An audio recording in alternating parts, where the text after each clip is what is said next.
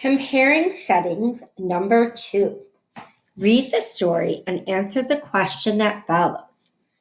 Mrs. Clarkson was watching the clock. She knew that her students were too. They had just handed in their last assignment. Now, for 2 more minutes, all there was to do was wait for the bell. The ticking of the clock was drowned out by waves and waves of excited conversation. Mrs. Clarkson knew that there was no point in trying to control them now. They were as good as free for the summer, and they were busy making plans.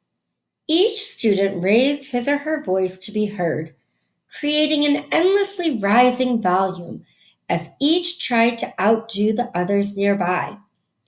Mrs. Clarkson rubbed her temples. The noise was giving her a headache, and so were the pulsing fluorescent lights above. They were a little too low in this classroom, and they shone a little too bright. The stale air wasn't helping either.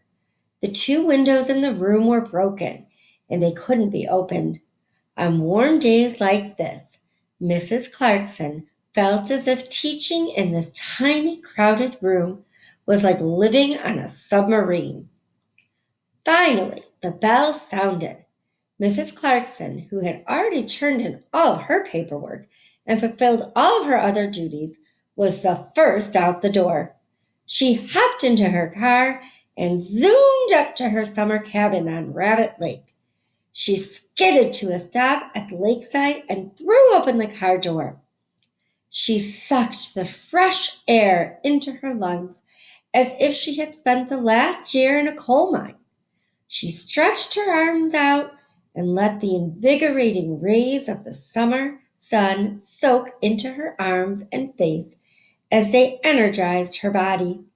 A small fish jumped, breaking the glass surface of the lake, but when it plunged back into the water, all was silent again. All she could hear was her own heartbeat. She sat on the ground and let the stillness, along with a gentle breeze, wash over her body.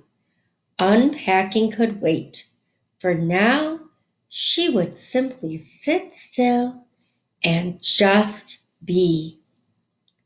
Number 1, compare and contrast the setting at the beginning of the story and the setting at the end of the story.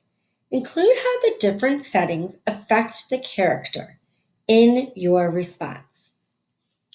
I would strongly suggest using a highlighter of 2 different colors to compare the classroom setting to the setting of Mrs. Clark's lake house on Rabbit Lake. And also don't forget to include how the different settings affect the character. That is something additional that we haven't had before. Good luck, students. I know you'll do great.